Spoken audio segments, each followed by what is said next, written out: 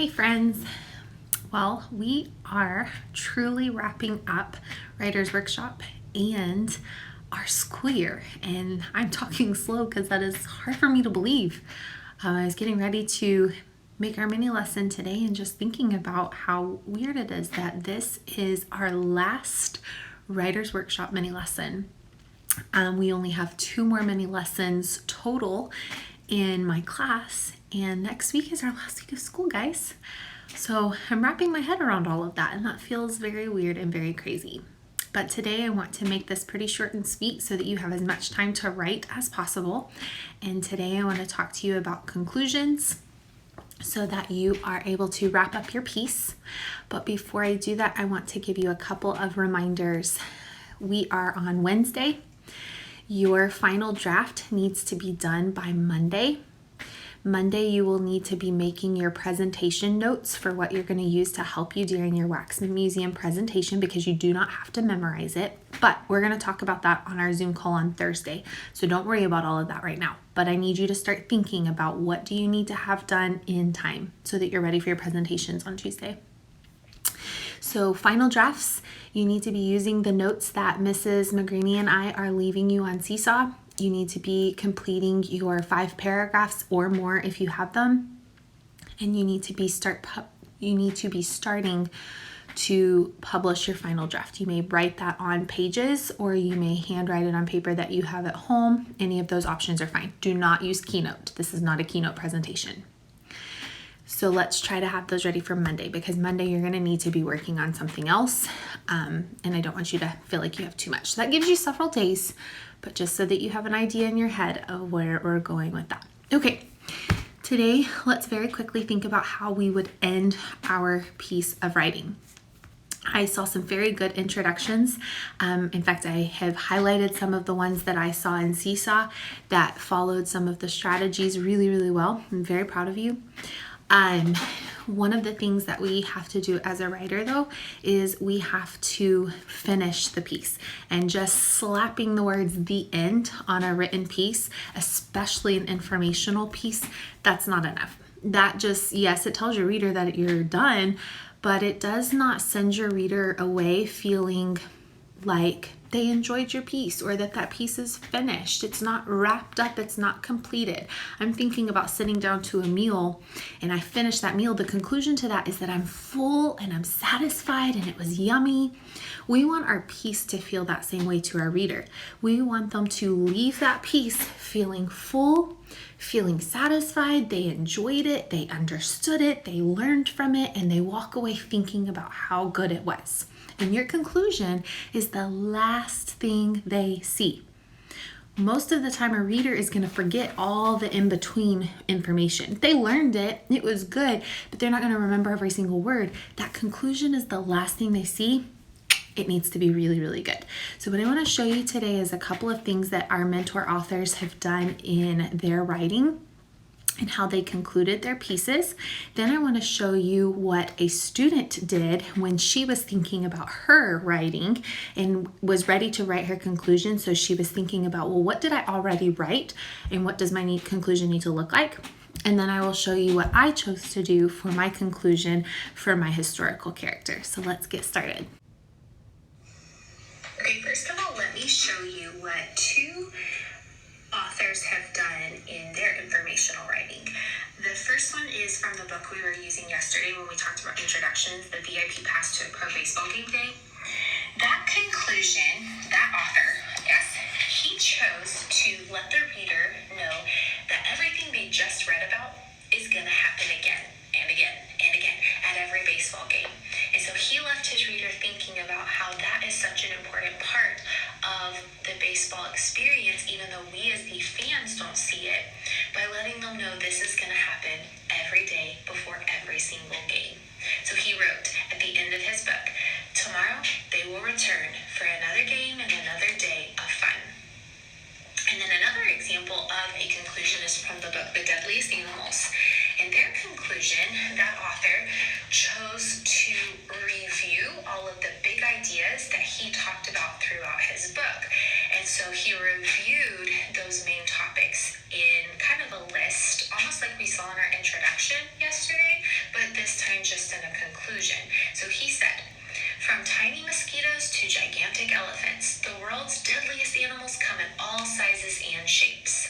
They live in every habitat you can think of, but each of them has a special way of keeping themselves safe in a dangerous world. He kind of gave a quick summary of all the main things he had talked about in his piece, but reviewed them here in his conclusion, leaving his reader thinking about what they had just read. So the first thing that I'm noticing about writing a conclusion is that it leaves the reader thinking about everything they just read. But it shortens it, says it in a new way, but it leaves my reader thinking. Just like we said with the dinner, it leaves them full, it leaves them happy, and they walk away thinking about how good it was or everything they just learned. The other thing I'm noticing is that when writing a conclusion, I can send my reader off with a new thought, something to think about, or I can review or summarize everything I just talked about. So let's look at an example from a third grade student who was writing. She was thinking about her conclusion, and when she was writing it, she looked back at her introduction and everything she had written. So in her introduction, she had told the readers the main things she was going to explain in her writing. She used the strategy we talked about yesterday, where she wrote out a list of the things she was going to talk about in the rest of her piece. And a lot of you did that in your introductions, I noticed on Seesaw. So that was her strategy. So in her introduction, she talked about how she was going to explain the basketball court requirements and the safety risks of playing basketball. Then blah, blah, blah, blah, blah. She talked about it, she talked about it, she talked about it. Okay, now it's time to write her conclusion, and her conclusion is really great, but I want you to notice something. Now that you know about basketball, you want to play it. Boys and girls can play. It's really fun. I think you could enjoy it too. Well, when I was conferencing with her and I asked her to tell me, where had she talked about how fun basketball was in the rest of her writing? She hadn't. In her writing, she had talked about the basketball court requirements, the risks of playing basketball. She hadn't really talked about how fun basketball was. So I want you to notice that her conclusion and her introduction don't really match. And so she had two choices. She could change her ending to review everything she had talked about. Maybe she could have said, now that you know about basketball, you have learned that a basketball needs to be this many feet long. You have learned that when you're playing basketball, this and this and this can happen, but I think you should still give it a try. She could review what she already talked about, or her other choice is to keep this great conclusion, but that means she's going to need to change all of her writing. So I want you to notice that when you are writing your conclusion, you need to use everything from what you've already written.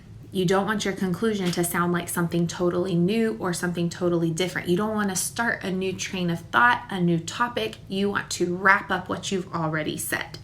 So use what you've already written to help you do that. So let me show you what I chose to do for my conclusion about Babe Zacharias. Okay, for my conclusion, I borrowed several of these strategies we've just looked at.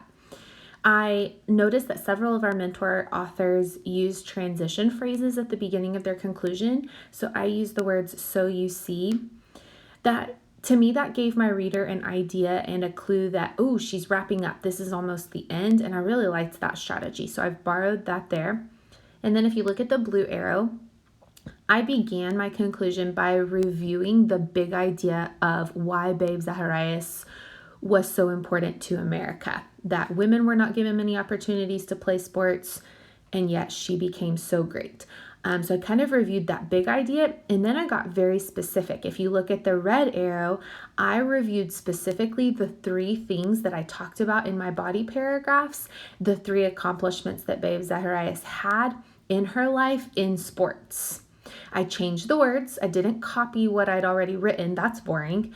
And if you notice, I also did not add any detail. I've already done that in the body paragraphs, so don't add detail here, but I reviewed just short and sweet to give my reader that last thought. And then for my last sentence in my conclusion, so that I have 3 sentences for my paragraph, in my last sentence, I used the quote from Babe Zacharias that I also wrote in my introduction. That's how all of this got started. She loved sports and wanted to be the best athlete that ever lived. So I decided to copy that again down in the end of my conclusion, because at the end of her life, so at the end of my piece, she was the best woman athlete at that time. And so I wanted to use that one more time there. I did change the words a little bit better because now it's at the end, not just a hope. She did it. And those were the strategies I borrowed. And then the last thing I want you to notice is that in my piece, I'm using the word I. I am pretending like I am Babe Zacharias. I'm writing in first person, pretending like I am her. Many of you have already been doing this in your writing. That's fantastic. Great job. If you have not done this already, that's okay. But I want you to look at this because this is what you're going to need to do in your notes on Monday to be ready for your presentation in Wax Museum on Tuesday. So this can kind of be a guide for you there. And so, my friends, that is our very last Writer's Workshop mini lesson. I am really proud of you. Tomorrow, you will just have time to write and review and look at the notes that Miss Magrini and myself, not Miss, that we've put in Seesaw to help you with anything you need to work on, edit, or correct. And then go ahead and try to start working on your final drafts. If you need to work out those on Friday or over the weekend as well, that's okay. You really want to be ready on Monday to do something different. So that gives you about 4 days to work. All right, guys, I am proud of you. Good luck today writing your conclusions. I can't wait to see what strategies you use in your own writing. And I will be leaving you notes in Seesaw. All right, I will talk to you tomorrow in our Zoom calls. Bye.